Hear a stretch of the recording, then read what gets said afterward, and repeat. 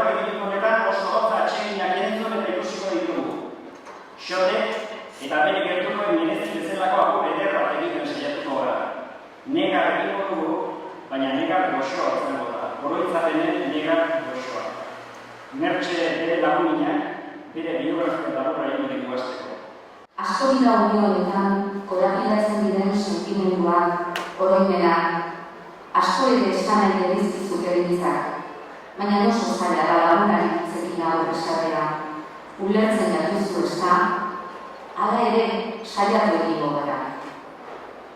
Urretxun jaio zinean, Zumagamiz hasi eta Legazpuri bizi. Jaiotetik kanpo urte gehienak pasa arren, urretxuara zinela garbi zenuen. Aitonaren hartu zenuen izena, Sotero. Eta hona bezala, hain gehiuek eraman zintuen politikara. Aitona errepublika garaian eta zu 21. mendean.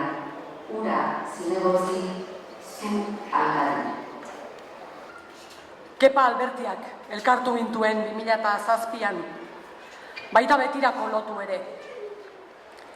4 urte gogor genituen aurretik. Iñakiri alkatetzak kendu zioten. Marianekin 3 joan ginen Audientzia Nazionalera. Baina are larriagoa, Ino eta Inigo beste asko bezala espetxeratu egin zituzten. Zuena ere Xote etzen erreza izan. 13tik 3 zinegotzirekin ekintzen ioten lehen aldiz Ezker Abertzalearentzat Legazpiko alkatetzari. Eta erakutsi zenuten lanerako gaitasuna, akordiorako borondatea eta prestutasuna. Eta alkatetza utzi genuen egunean egin bezala, lasai bota dezakezu telefonoa errekara. Hori gabe ere, urteroko sagardotegian lekua izango duzu eta gure bihotzetan joango zara. Izan ere, Audientzia Nazionalera joateko arriskuak gure artean dirauen arren, gaur ozen esan nahi dugu. Xote, maite zaitugu. Gora Xote! Horea izan da niretzat zu ezagutzea eta atrebentzia barkatu zure laguna izatea. Ez dakit izarren hauts edo zer bilakatu zaren berriro, hori bai. Nere baitan betirako ordeko ditut zure irrifarra, zure begiradaren dizdirak, zure koherentzia eta zure elkartasuna. Altxor hauekin topo egiten bainuen espetxeko kabinetan elkartzen ginen aldi oro. Gerora, askatasunean, beste altxor batzuekin topo indet elkarrekin egon garen bakoitzean. Poetak zion bezala, nekez usten du bere sorterria sustraiak handituenak. Eta ziur nago, beti gure artean egoten jarraituko ez dura.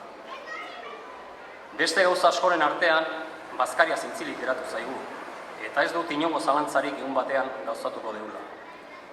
Beste poetaren hitzak errepikatuz, gu sortu ginen enbor beretik, sortuko dira besteak. Beraz, adiorik ez, gero arte baizik lagun eta persona maitagarria.